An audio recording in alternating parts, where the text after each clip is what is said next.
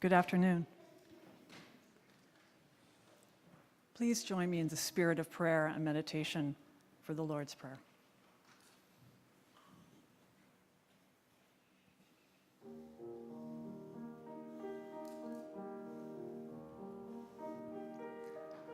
Our Father,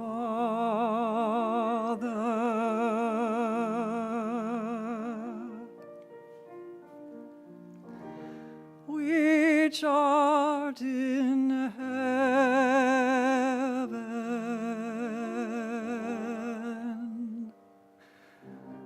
hallowed be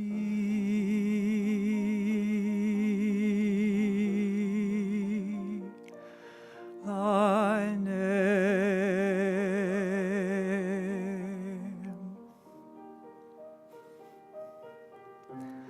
Thy kingdom come, thy will be done on earth as it is in heaven.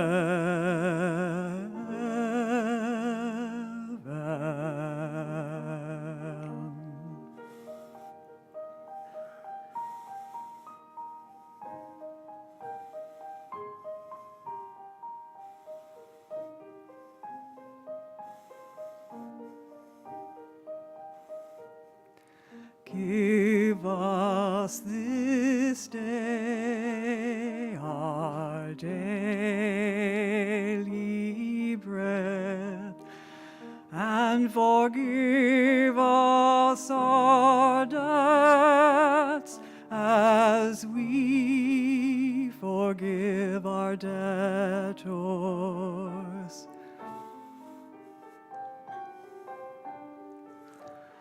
And lead us not into temptation, but deliver us from evil. For thine is the kingdom, and the power, and the glory forever.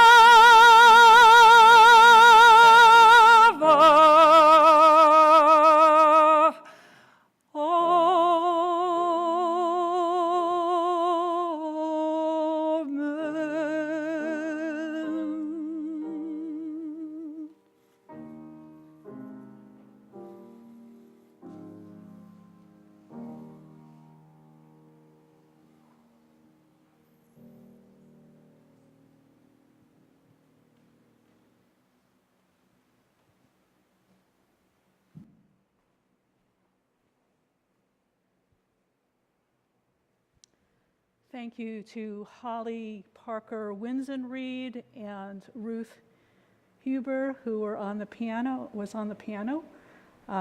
What a beautiful rendition of the Lord's Prayer.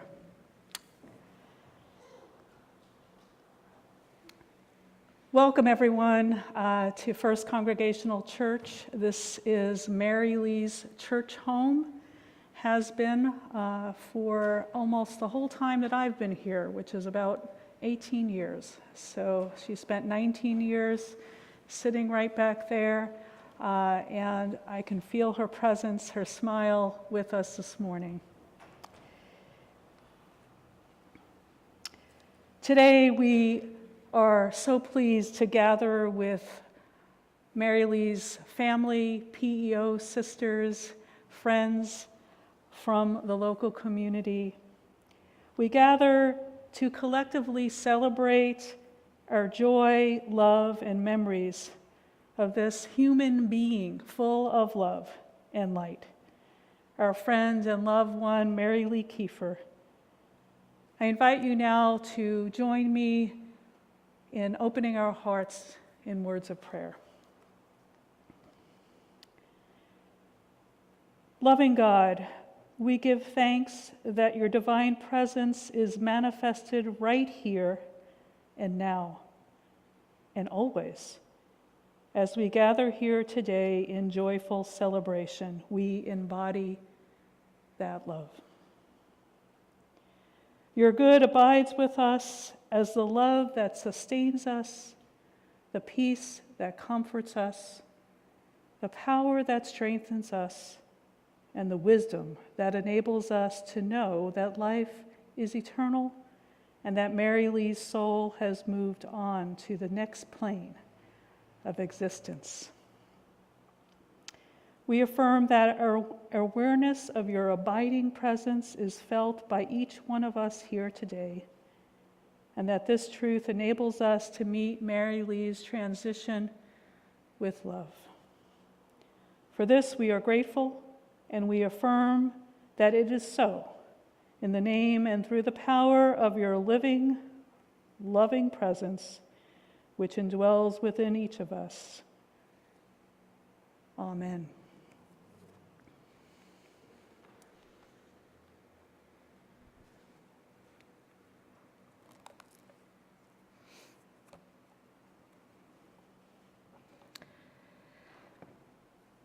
Mary Lee's is a life well lived. Our beautiful Mary Lee, beloved by this community of faith and by many of you, who many called Mimi, came into my life when I came into the life of this church. Mary Lee was a member here. She became a member here in 2002. And so when I came here in 2003, that was when we began our friendship. Mary Lee served with a smile, always a kind word, and she served in many capacities here at First Congregational. Many remember her as the first person who welcomed them as they walked through the door, just as you did today. She was what I'd like to call the most fervent and committed member of our greeters and shepherds team. She was persistent. Nobody got past Mary Lee without being made to feel right at home and of utmost importance. She would actually chase people down to make sure they knew that they were welcome here. In addition to welcoming people at the door, Mary Lee would also wait for newcomers who are visiting so that when the worship service ended, she would be right outside here waiting for them so that she could shepherd them downstairs to our social hall, so that she could sit them down with some food at a table, and so that she can introduce them to other members, and then she would often sit there herself and get to know the person. Some of you don't know that our welcome statement is, no matter who you are or where you are on life's journey, you are welcome here. And Mary Lee was one way that was embodied. She very much shined in the area of welcome. Many people have told me in years past in our welcoming class that it was Mary Lee who made them feel like this could be their spiritual home.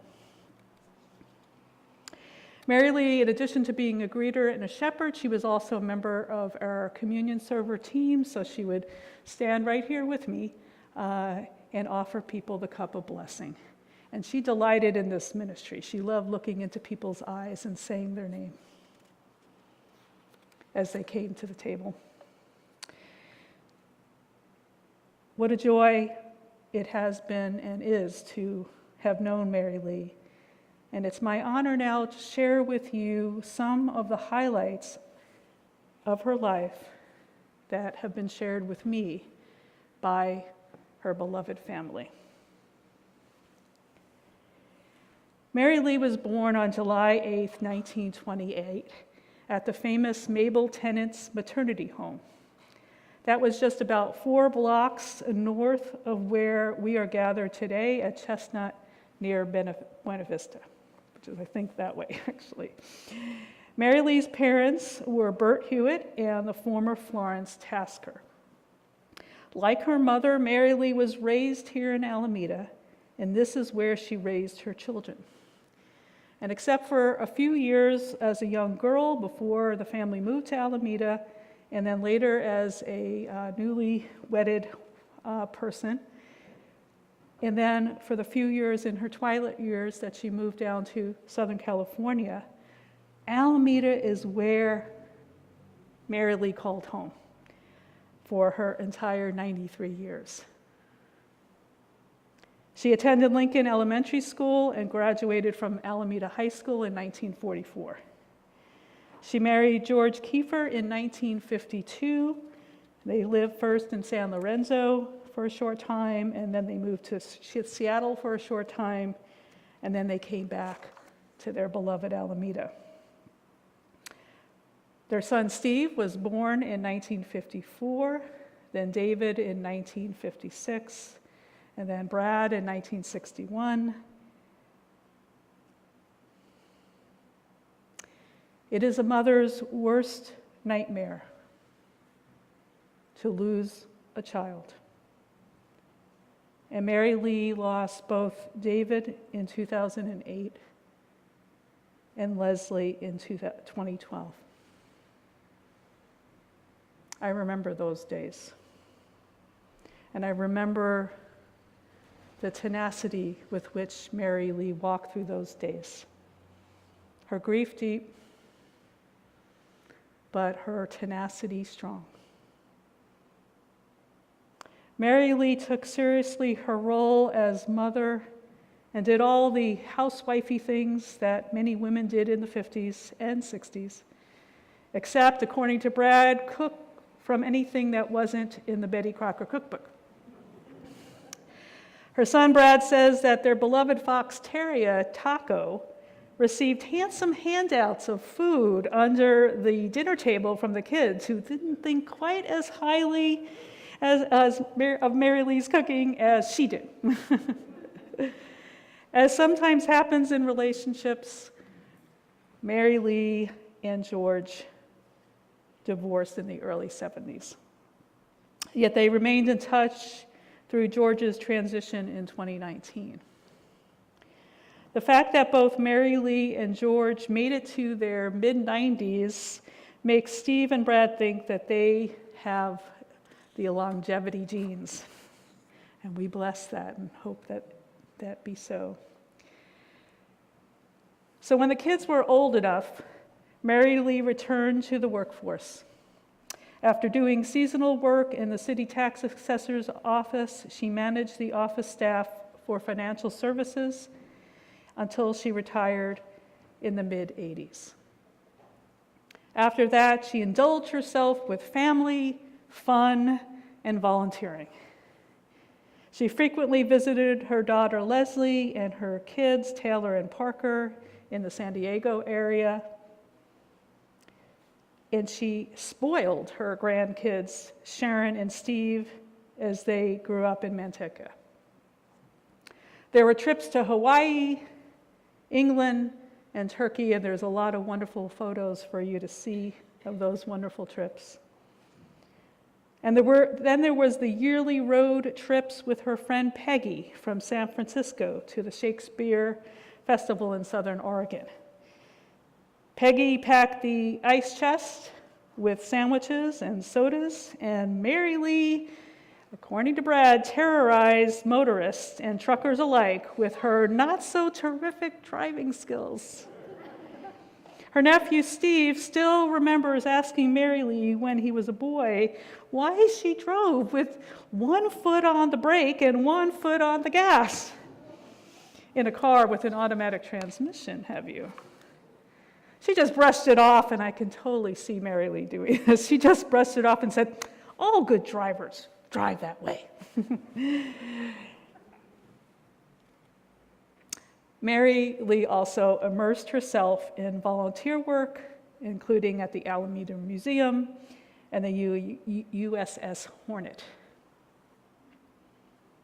But she really found her post-retirement calling by helping organize and lead, as many of you well know, a local chapter of the PEO Sisterhood, which empowers young women by raising money for their higher education. She was known as the matriarch of the easternmost block of Bayo Vista Avenue, where she lived during and just after high school, as we said, and then again for 40 plus years, beginning in the 70s.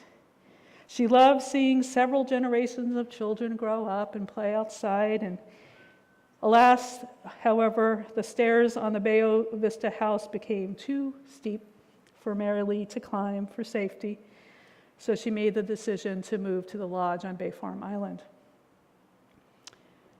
Now, it was a sad day when Mary Lee first told me that she was going to be moving to Southern California. Sad for us, but actually also joyful in the sense that I knew Brad and Karen, and I knew that that was going to be such the best place for her. And so I lost in-person contact with Mary Lee about 2 years ago. That's when she moved to Thousand Oaks in Ventura County. But we kept in periodic contact through phone, and I got to FaceTime her about 2 weeks before she passed. And what I know is that she enjoyed her time being close to Brad and Karen. They got to visit sites and activities in Southern California, and according to Brad, one of her favorite activities was simply counting the quail and hummingbirds after patio barbecues at Brad and Karen's house. What a beautiful picture. That's how I like to think of Mary Lee, living in her twilight years, just relaxing on the patio, savoring the hummingbirds, drinking in the nature around her, content to simply be with loved ones. And so I invite you for a moment, if you feel comfortable or just in your imagination, close your eyes or just imagine now and think of all the good that has resulted in your life or in other people's lives because of Mary Lee. And to just allow those good memories to surface in your mind and to become aware of the love that is in your heart.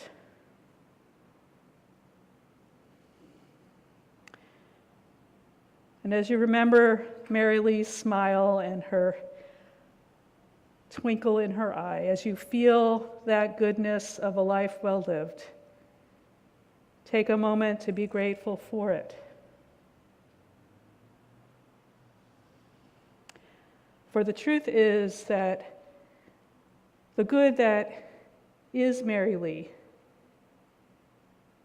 now becomes the foundation from which each of us can go forth to live more fully, having known her.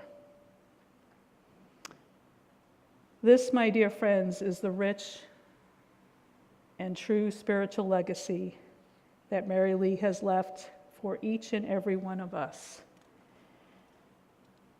Now I'd like to invite Mary Lee's son, Brad, for his opportunity to offer his remembrances.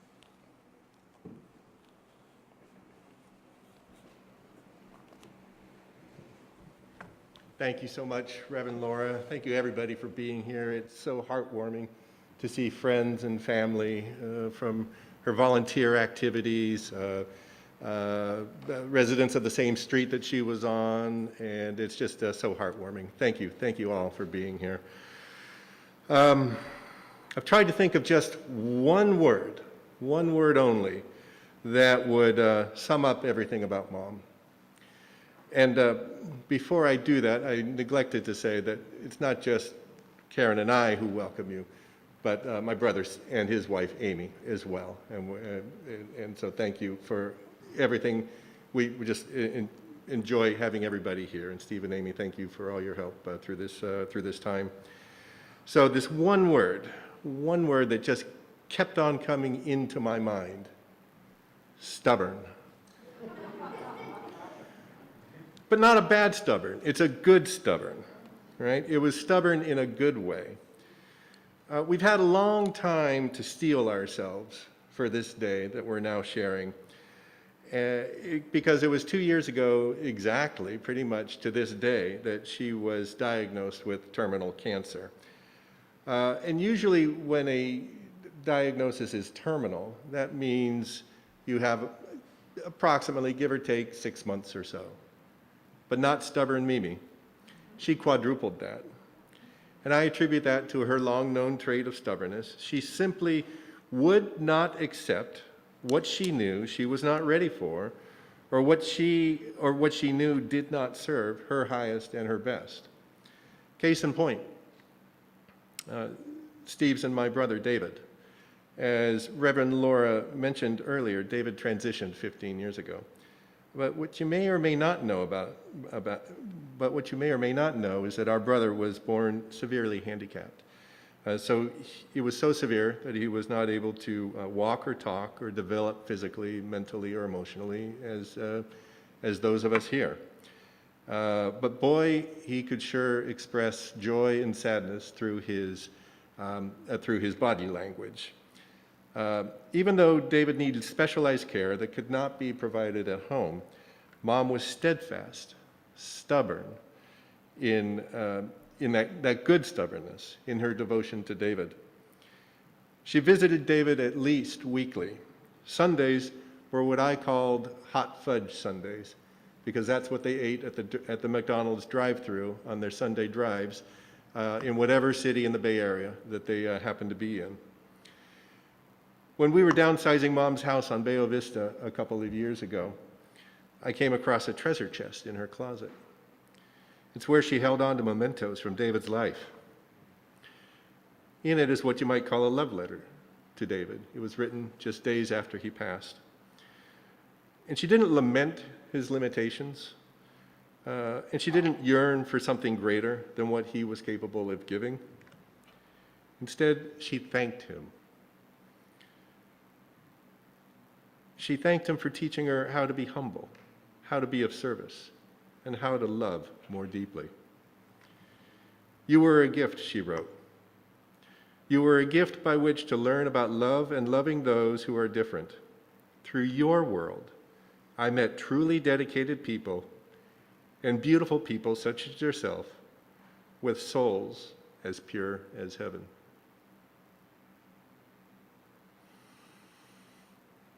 I practiced that last part so many times, I didn't think I was going to tear up, but some dust just got in my eye. You'll have to excuse me. Her love letter, it's a blueprint for all of us on how to live life well, how to serve others, how to love unconditionally, and how to adapt when life doesn't turn out the way you planned or even remotely wanted. The last time I saw David, it was after one of their hot fudge Sundays.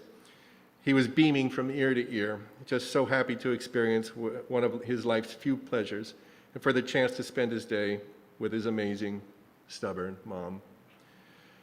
Her good stubbornness also served her well just after she moved from Bayo Vista to the lodge. She slipped in her room and she hit her torso on the counter on the way down, breaking not 1, not 2, not 3, 4, 5, or 6, not 7, but 8 ribs in the process. And then she contracted pneumonia during her rehab. For most 90-year-olds, that's when many would just throw up their hands and say, "Time's up," but not stubborn Mimi. She recovered after a few months, then made the move to Ventura County near Karen and me. And then just 4 days after her move, she was diagnosed with lung cancer that had started with an earlier melanoma. Undeterred, and driven by her stubbornness to experience life outside Alameda for virtually the first time in her life, she made the most of her new surroundings and happily accompanied Karen and me to local theater productions, to beaches, to the mountains in Southern California. And as Reverend Laura mentioned, her happy time became cookouts and bird watching on our patio. We've all had our COVID quarantine challenges. For Mom, though, COVID quarantine last year meant months of not being able to venture from her room or to have visitors. Many withered during those times. Not Mimi. Her stubbornness kept her going. We would often express our sorrow that she was so confined. And she would just say that she's doing okay and that she prays for those who have it tougher than her. In her last weeks, her stubbornness that sustained her on this plane of existence melted away. and acceptance took its place. Acceptance of her highest and best, and the will to continue life on the other side of the veil. In joy, free of the limitations that she had here on this side of the veil. She'd ask, "What do you think? What do you think happens when the time comes?" She'd ask me, she'd ask Karen, she'd ask her caregivers, she'd ask Reverend Laura, and we all told her what we all know. That the soul is forever, immortal, eternal, undying, and endless. It's energy, and the laws of physics say that energy can never be destroyed, and it's always expanding. And I know that though her energy is just beyond our sight, she is doing the things now that brought her so much joy while she was here with us.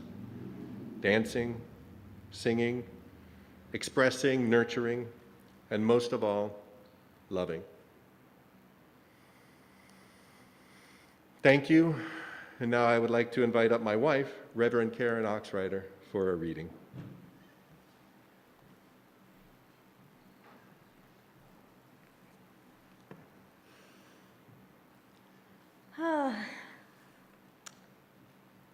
It's beautiful to see so many people here, mask included. As Reverend Laura mentioned, today is a celebration, not a day of mourning. And it's a reminder that we are here to recognize a life that has passed, but will continue on. Life is eternal. There is a beautiful poem by Dr. Ernest Holmes that I would like to read. It's called "I Shall Never Die." I shall never die, for the spirit within me is God and cannot change. My life is hid within the universe of love and light, and that light shall live forever. Go, fear of death and change, be gone from my thought, fear of death and uncertainty. That which it cannot become, that which is not, and that which I am can never change. The spirit of eternity is enthroned within me, and the life of endless ages flows through my being. From eternity to eternity, my life flows along its way of peace and harmony. Time brings but more glory to crown me with its many pleasures. My life is forever. And it gives me great pleasure to invite up Amy Kieffer, Mary Lee's other daughter-in-law, to share with you another reading. Have a hug? Yes. That's beautiful. Good afternoon, everybody. It's so good to see everyone. This poem, Song of the River by William Randolph Hearst. Yes, William Randolph Hearst is one that Mary Lee read herself after the passings of her father, her mother, her son, and her daughter. The snow melts on the mountain, and the water runs down the spring. And the spring in a turbulent fountain, with a song of youth to sing, runs down to the riotous river, and the river flows to the sea. And the water again goes back in rain to the hills where it used to be. And I wonder if life's deep mystery is much like the rain and the snow, returning through all eternity to the places it used to know.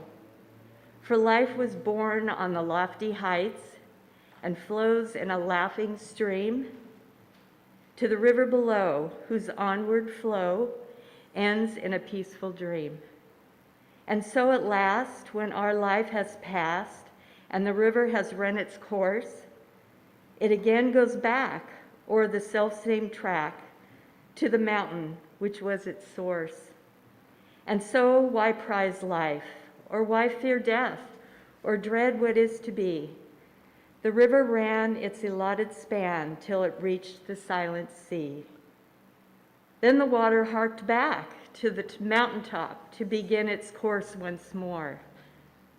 So we shall run the course begun till we reach the silent shore. Then revisit earth in a pure rebirth from the heart of the virgin snow. So don't ask why we live or die, or whither or when we go, or wonder about the mysteries that only God may know. And now, for something fun, here is a brief look at Mimi's life in photos. Thank you.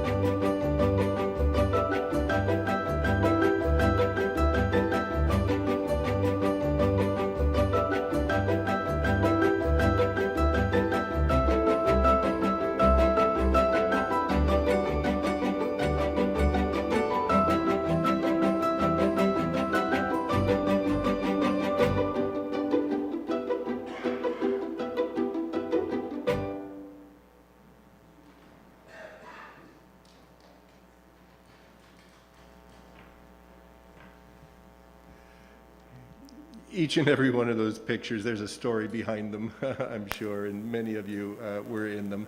I hope you caught yourselves. It's now my pleasure to invite up anybody who would like to say a few words of remembrance about Mimi. Anything goes. The only thing we ask is that you keep it to 3 minutes maximum. And if you would like to go, come on up. Great, I think...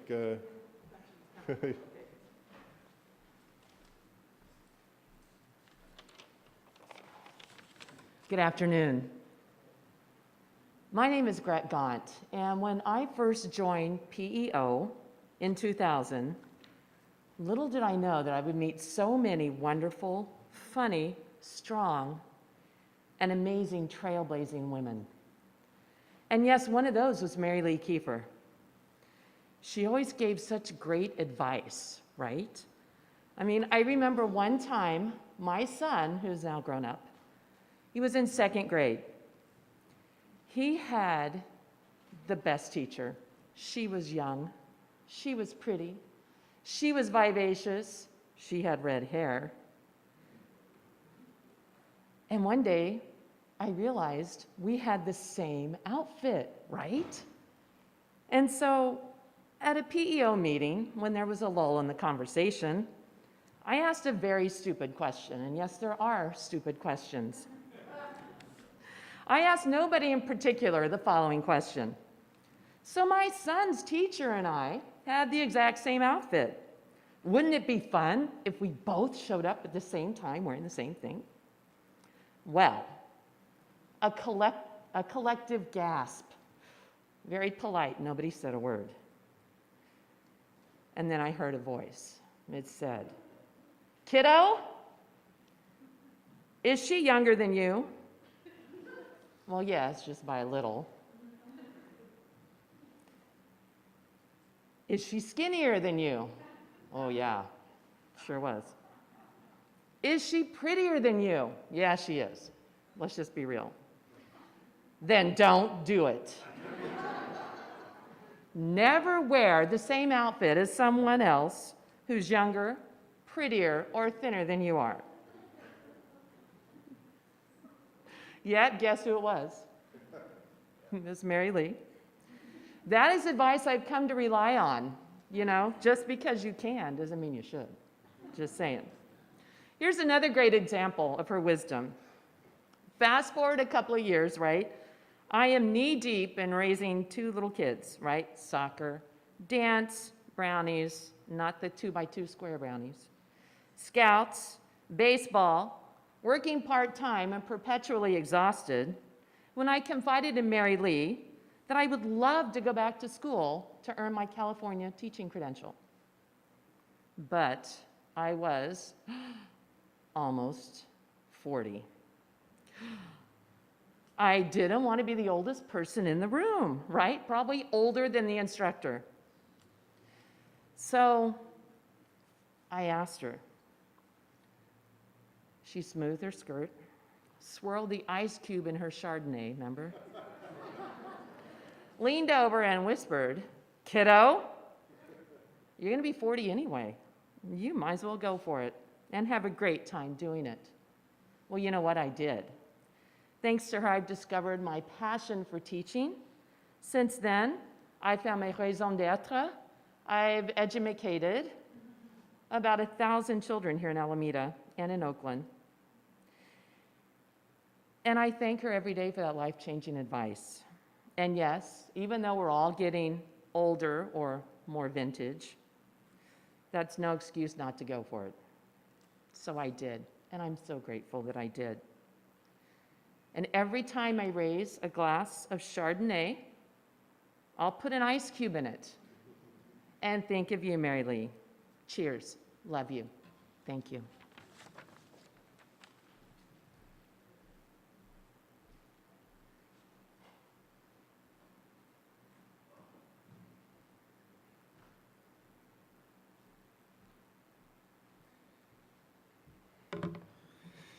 Good afternoon. I'm the grandson, Steve Kieffer. just a beautiful afternoon, and it's nice to see so many faces today. Really appreciate it. I think it's safe to say at a very young age, it was more than obvious that I didn't have your stereotypical grandmother, right? Weekends at the house in Alameda or hanging out with Mimi weren't exactly sitting on the couch, eating potato chips, watching television. Not that we could watch television, because Mimi didn't have cable, so you had 2 channels to look at. But it was more so a jam-packed itinerary of a variety of activities from dusk to dawn. The days would start very early downstairs in the breakfast room with cold melon, honeydew or cantaloupe was on the menu, slightly overcooked toast, orange juice, and cereal. No Pop-Tarts, no Captain Crunch, and I can assure you no one ever said Lego my ego down there. We had a busy day to get to, and you needed to fuel up. Now the days would take us down south to San Diego, Escondido potentially, the beach, a baseball game, a hike, fishing. We caught a couple fish, but had no idea what to do with them once we got them on shore. That's when fishing became a brutal sport to me at that age. Golf course, 9 holes, 18 holes, whatever we were playing. Tennis practice, tennis lessons. Walk around the neighborhood to drop in on neighbors and say hi. What else? The downtime wasn't really downtime over there. You were either working in the backyard, picking fruit, helping landscape the front, doing some type of chore in the garage that you needed a strong boy to get after at the time. And, you know, it was interesting at those moments. Playing cards, playing dominoes. We weren't watching movies, sitting around. You know, and you know that to a teenager at the time, that might have seemed a little bit too busy or too ambitious. May have wanted to just play video games or sit and hang out with their friends on the weekends. But Mimi tied lessons into every single one of those moments, and I'm sure she did the same with many of you that have connected with her here. She was always in my ear as a young man and as an adult. Be a good host, be polite, open the door for others, challenge yourself, always challenge yourself. Have a firm handshake, practice good table manners, keep cash in your pocket, especially if you're out on the golf course, because you might have to bet. She taught me that at like 10 years old, by the way. Be a kind neighbor and establish a strong, loving network of friends. I think we see that today. Keep your education and your career in the forefront of your priorities. Take care of yourself and your body, and keep a professional appearance at all times. And have a great story to tell. So, I thought I'd make it through without choking up a little bit, but that was my Mimi. Full of love and just tough as nails. Thanks.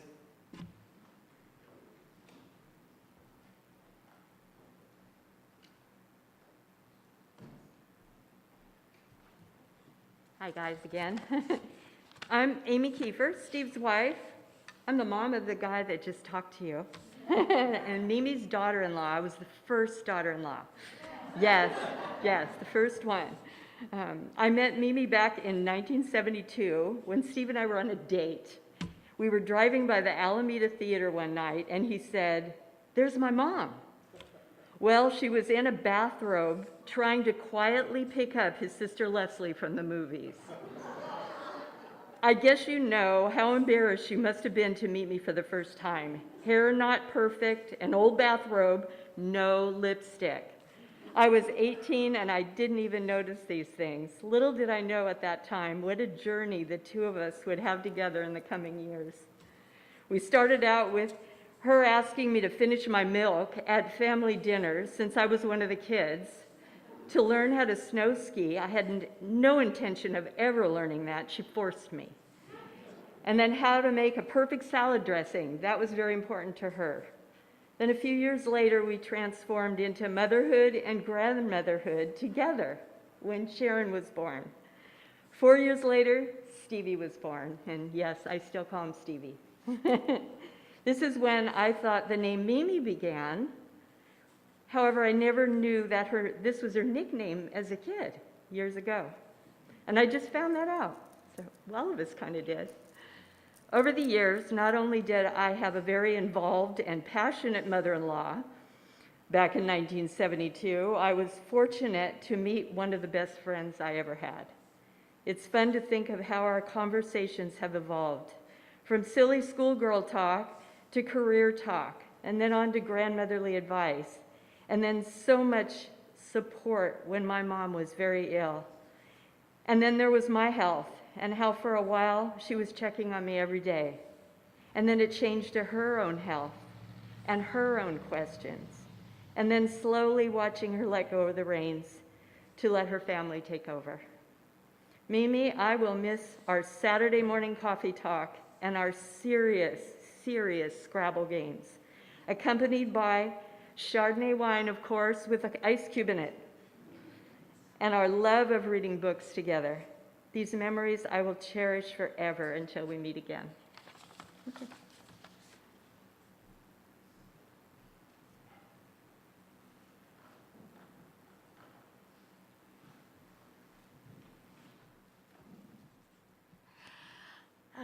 I'm Karen, and Amy and I have just been so blessed to have had Mimi for a mother-in-law, and all the guidance and all the fun times that we shared. I think it was the second time that I met Mimi. It was back in Louisville, Kentucky.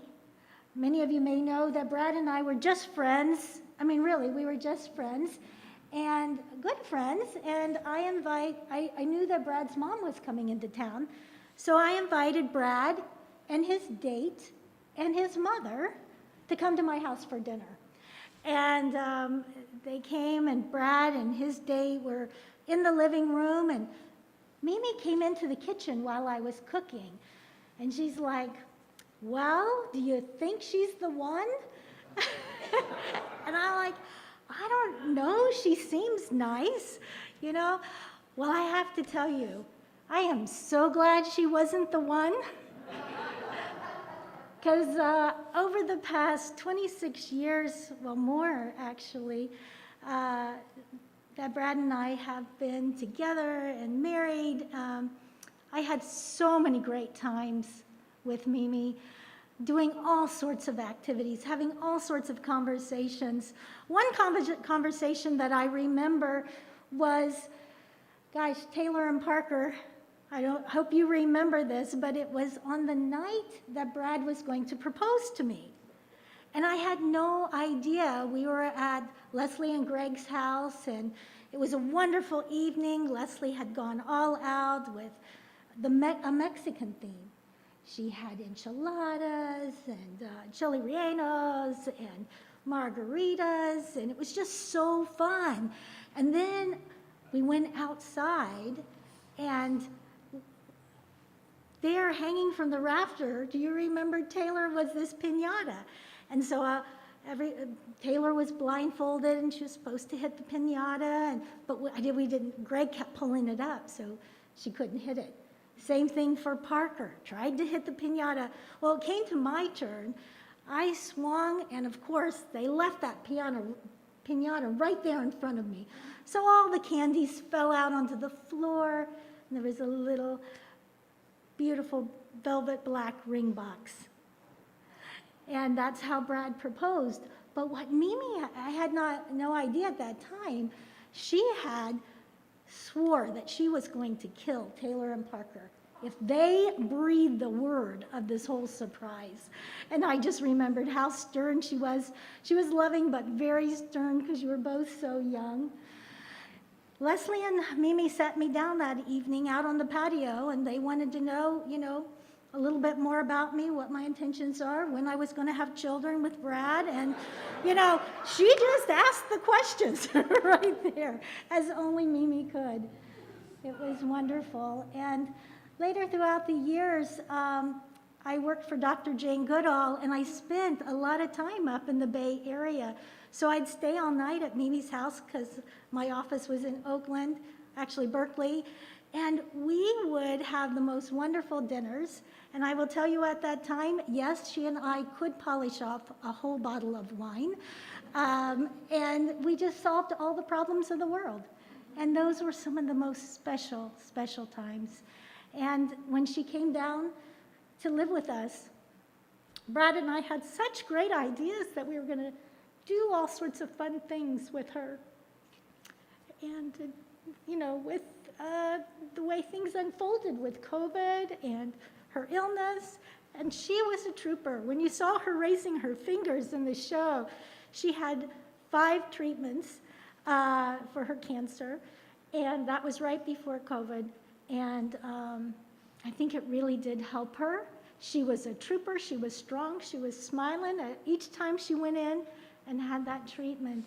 And boy, oh boy, she weathered the storm through COVID, and we kept talking to her on FaceTime and checking in with her, but her spirit was just something I'll always remember and always love.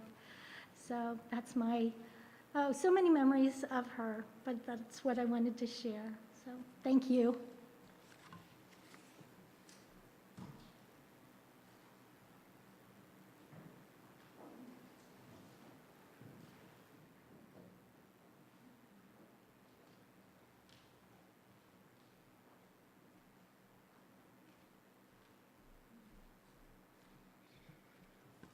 Hello, I'm Jenny Sue, and I am Mary Lee's neighbor. Her house is directly across the street from mine. I love her as a neighbor, and she is a really good neighbor. That she taught you to be a good neighbor. She would call me every time she sees a package and tell me to pick it up, and I would call her if she had forgotten to close her garage door. One funny story I wanted to share with you is about 6 years ago, my son, who was then 11, and another boy in our street, on our block, wanted to set up a lemonade stand and sell lemonade. Well, that day, Mary Lee came over and bought a cup of lemonade, and she was the first and only customer they had that day. So thank you, Mary Lee, for supporting these young entrepreneurs who made 50 cents from her that day. Thank you.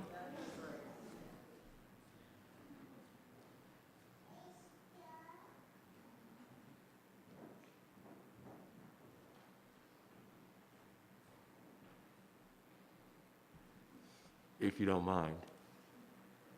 All right? Okay. We're among friends and family. I am the husband of the woman that just spoke. So, to be more exact, we live right across the street from Mary Lee. So we saw in one of the pictures, we saw our house. That was nice to see. I just want to give you a few stories about her, very short, that kind of encapsulates the fact that I think she was one of the first neighbors that we met. She probably the day we moved in, scurried over and welcomed us to the neighborhood. There used to be something like that called the welcome wagon, wasn't there? A long time ago? Well, she epitomized that, I think. 3 little things about her. There used to be a stray cat that roamed around our neighborhood. And she really cared for that cat. So every day or so, she'd put out, well, maybe every few days, she'd put out food for that cat. And I actually thought it was her cat, right? And then she said, no, it's a neighborhood stray cat, and I want to take care of it. So she would, and the cat got old at one point. I don't remember, did she actually take it to the vet? I think she might have done that. I thought that was great, very interesting. The second thing about her is, even though she was almost the exact same age as my father, and my father never got the hang of using a computer. Every year when I visited him, I'd have to reteach him how to do a computer, use a mouse and stuff like that. And Mary Lee had a computer in her room, but every 3 months or so, she'd call me up and say, I can't get my computer to work. Can you come over here and fix it? And I said, oh yeah, sure, no problem. Usually it was after dinner. And so I'd go over and she'd show me her computer, and normally, it was a very old computer. That was really the reason why it didn't work. Okay, right? I'd have to reboot it and then flush out any viruses that she got from, trusting every email that came in, click here. But we had some good times talking during that time when I would fix her computer. The final thing is that she was always a great neighbor, and so we would always try to invite her over whenever possible for dinner with my wife and my 2 sons. And the beautiful thing about it is that, you could say anything about anyone, particularly about politics. And I think what she represented was this civility that doesn't exist today, where it's in danger of going away. You didn't have to agree with her on anything, but she would listen, and then she would take your opinions into account and say, oh, that's something I hadn't heard of, or something that a nice perspective from someone else.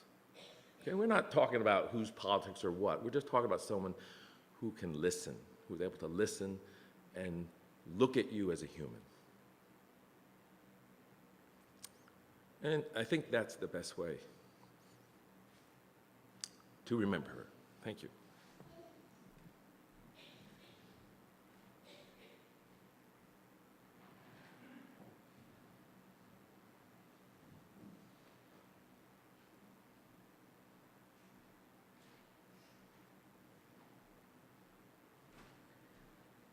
Hi. Hi, Cindy. Hi, Rob. Hi, Amy, Steve. A bunch of people I didn't get to know. Brad. My name is Susan Arkady Barrich, and I am Mary Lee's cousin. Mary Lee's mother and okay, I see your eyes going here. Mary Lee's mother and my grandfather were brother and sister. So Cindy and Steve and Brad and I all have a common great set of great-grandparents, Tom Tasker and Francis Weller, who came to America from England, both of them, and met in Alameda. So I'm introducing you to the larger family because my story from Mary Lee is about the larger family. And so in 1966, 2 of our cousins and I and another friend of mine were in a car crash up at our cabin at the Russian River. And my sister and my cousin Ed Barker were killed. It was pretty traumatic for the whole extended family. And I was 16, and Kathy, my cousin, was 16. And your mom and dad, I'm assuming she had his permission, opened up your home to Kathy and me every weekend that summer. And, we couldn't wait to come to your house. And, Brad was so cute. He was 4.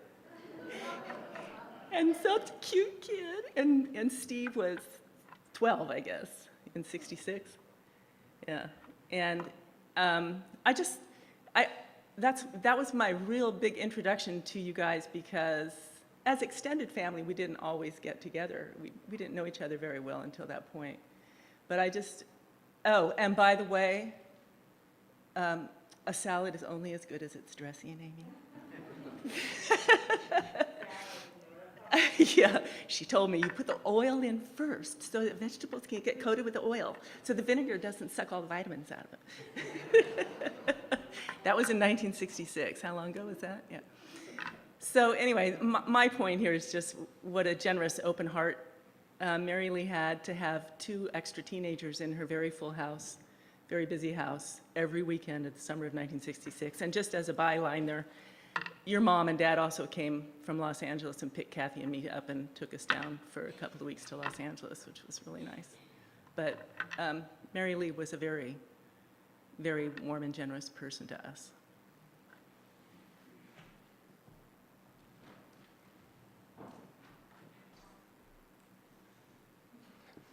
I've told this story many times before, and I was debating whether to retell it, but I wanted to follow up on that, skip ahead 14 years. Marilee is my auntie, my father's sister, and of course we grew up with all the family together every holiday and getting together very often at her house, and she was the hostess and also the subject of many hilarious stories I wish I could remember. I don't know whether, Lauren, you would remember any of the stories Mom used to tell. My mother, actually, I think, romped around with her more than my father did. When he told the story when they first met. My dad's like, that's just my little teenage sister. I think they were 19 and Marilee was 14 or thereabouts. And my mom was just dating him. Said, no, your little sister's wonderful. And as they got older and grew up, they had a lot of great times. I only saw it one time in a Mountain Mike's up in Arnold. Some reason during college I was there with just the two of them, and oh God, no, they didn't start quite dance on the table, but they got pretty dang close. They had the 21-year-old boy embarrassed. But still, through all that, I guess I never really appreciated what it meant, what family really was, until the spring of 1980, 23 years old, took a non-paying internship in San Francisco, a little valley kid. I had no idea what I was doing. I found a place to stay in Berkeley only because in Berkeley, where there's a fraternity house, I could sleep on the floor one day, take the Greyhound bus to Berkeley, find a place one day. Turned out I was suffering from mononucleosis. I had a terrible headache both there and back. Short of that is I made a very bad choice of where to stay. Needed a place for 10 weeks. I was able to survive for 7 and became very risky. I had to get out. Had to have the police come in and help me escort out. And I'm sitting in a McDonald's or someplace. I don't remember all the details. But I'm sitting there saying, I can't let this opportunity slip away. I'm so alone and so helpless and far from family. I'm sitting in Berkeley. And then this Gestalt, I'm not far from family. I have family. It was not until that moment that I realized what it meant to have family. And the striking thing, I remember calling her and telling her my situation, and she reacted the way a mother would. It wasn't like, oh my God, let me think about how I can help. It was, oh, you need to come here. Just come here and we'll figure it out. What figuring out meant, she moved out of her bedroom, right, and moved Brad into the bigger bedroom, and Brad and I roomed for, I think it was 3 weeks was all. I mean, I shouldn't say for all, that was a long time. But it was such huge for me because that was the internship that led to the next job, which led to the next job, which led to the contacts, led to everything, led to when I met Sherry, I had a decent job and all of that could have fallen apart. And what I remember the great times with Brad and Steve and such. But what I remember, I think, most clearly was just that spark of memory I had alone and helpless when I realized there's family. And I had never appreciated just, another adult in the house, in the family, throwing parties. And it was so important. And I look back and hear what all the stories that we hear are all very consistent that way. It's like, yeah, it's family. It's not a big deal. You need a place to stay. I need to move in with my mother, move my house all around. Yeah, that's no big deal. That's how she was. That's what her priorities were. And I'll always remember that and keep that in my heart.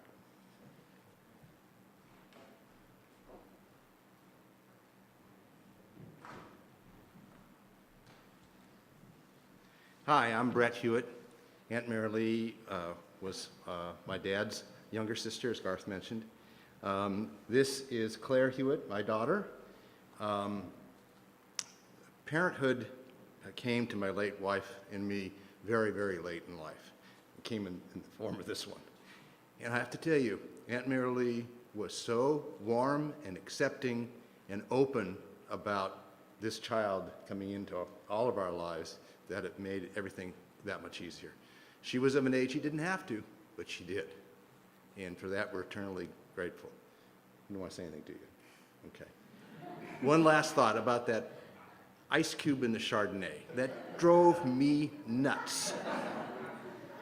And if you ever tried to give her a glass of Chardonnay without the ice cube in it at a family function, you would get the look that you would not believe. Like, you dummy, you know what you're supposed to do. Go back. She wouldn't even say anything.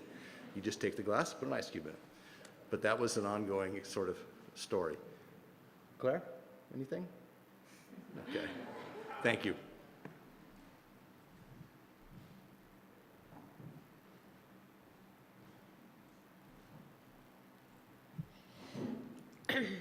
I've been sitting and watching.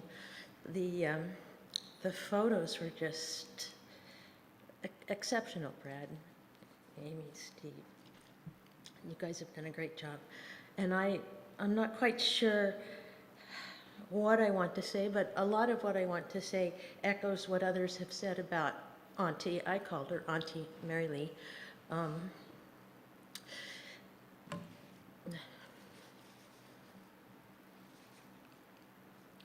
We lost our mom really early. It was before Brett was married.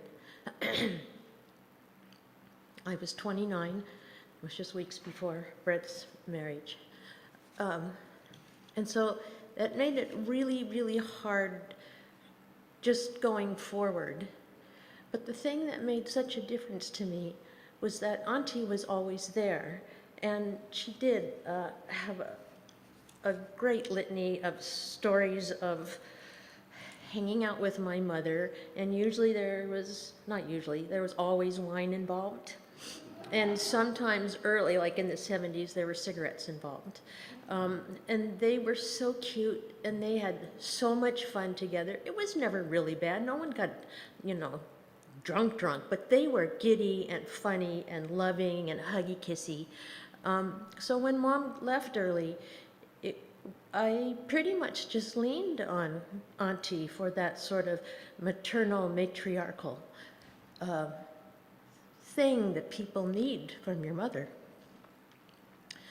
In my early 20s, I came out as a lesbian to my family, and that's no big deal now, but back then, let me tell you, it wasn't easy. It was embarrassing. It felt like you were always the other. But my aunt stayed with me all the way through that, always asking me out for lunch. We'd have so many little luncheons together, and she'd ask me about how things were going. She'd ask me about who my partners were and how the relationships were going. She never dove into any of the whys. She just was there constantly, wanting to know whether I was okay and letting me know that she loved me just the way I am. And she would tell me every single time I saw her how much I meant to her.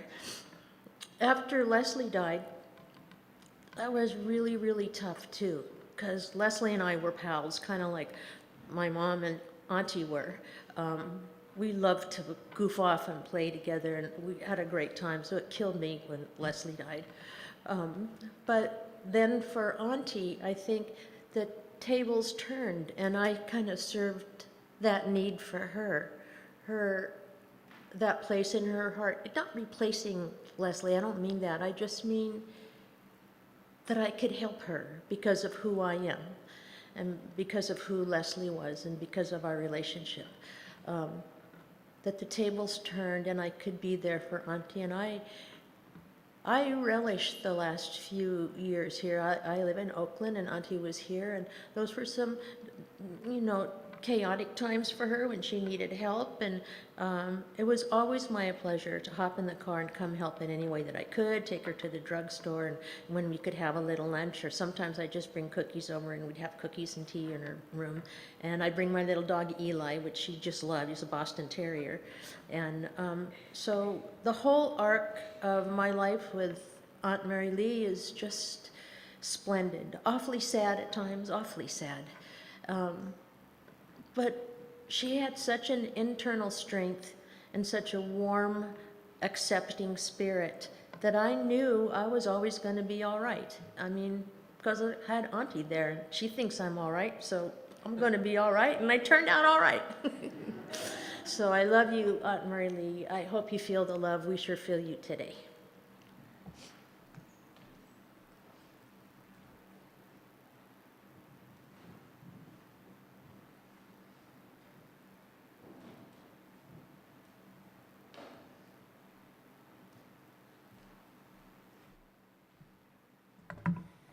Thank you, everybody. Those stories brought tears to the eyes, certainly. So appreciate that. And there are hundreds of religions in the world, and the common thread through most of them is the knowingness of the permanence of the soul, and that a new life awaits us all.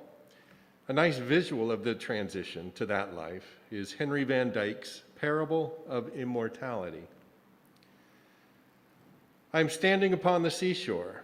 A ship at my side spreads her white sails to the morning breeze and starts for the blue ocean. She is an object of beauty and strength, and I stand and watch until at last she hangs like a speck of white cloud just where the sea and sky come down to mingle with each other. And someone at my side says, "There she goes." Gone where? Gone from my sight, that's all. She is just as large in mast and hull and spar as she was when she left my side, and just as able to bear her load of living freight to the place of destination. Her diminished size is in me, not in her.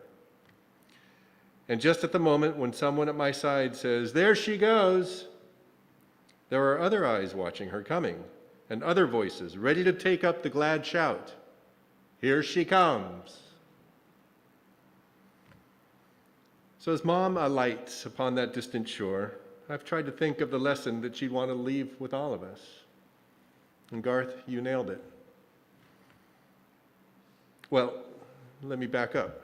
First of all, wear sunscreen. Yeah, that's a joke, but it's not a joke. Her cancer journey started with a melanoma, a skin cancer, and that moved to other parts of her body. So be careful, wear sunscreen, everybody, and go to the dermatologist twice a year.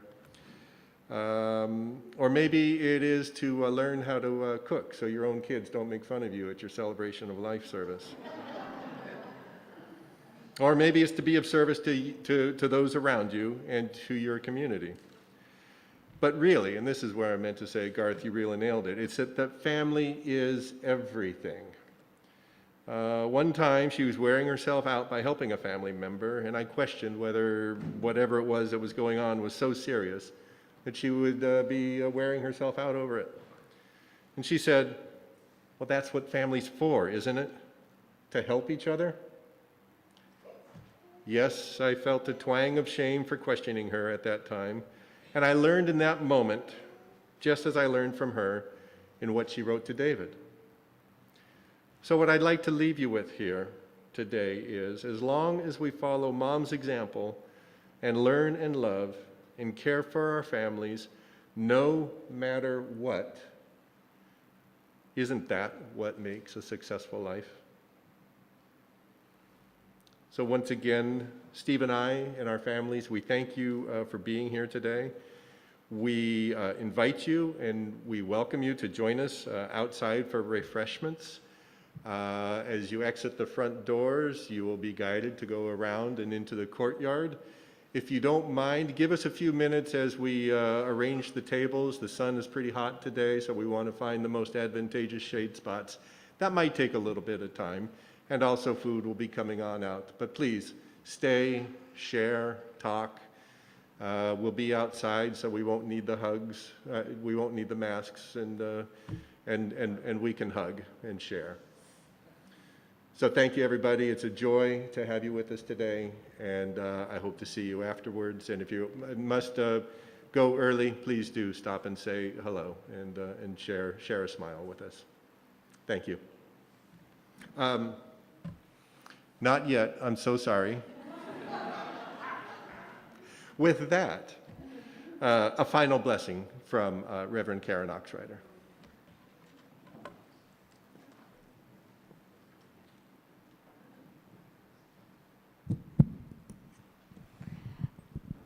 Again, thank you so much for spending your day with us. I loved hearing all the stories, especially the story about the ice and the Chardonnay. I hated that one too. with that, I do want to pray us out. And with that, I have to say, Mimi, what a beautiful turnout for people in the room, people online that are sending you so much love on your journey. So with that, I invite you to close your eyes if you so choose. Thank you. And in this moment, I just take a pause and I go deep within to that place, that still, quiet place, the place that I remember who I am, that place that connects me to everything in this universe, that place within you that connects you to all. We are all connected as one. And in this moment of connection, take a deep breath in and know that Mary Lee, Mimi, is right here, right now,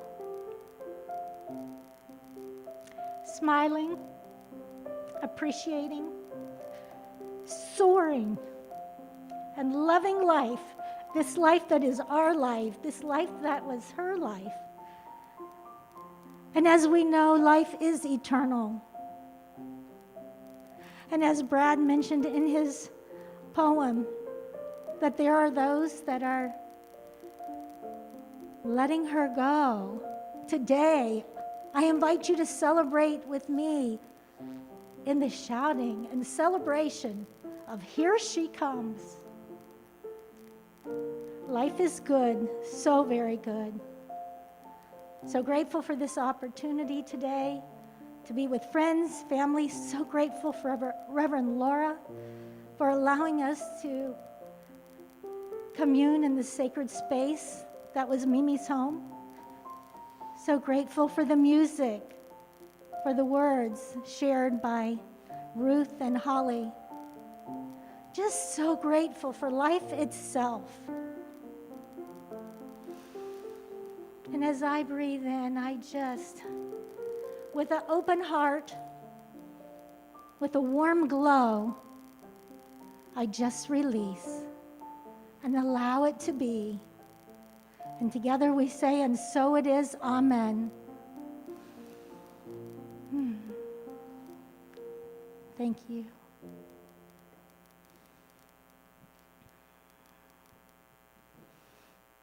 We look forward to celebrating with you outside in the courtyard.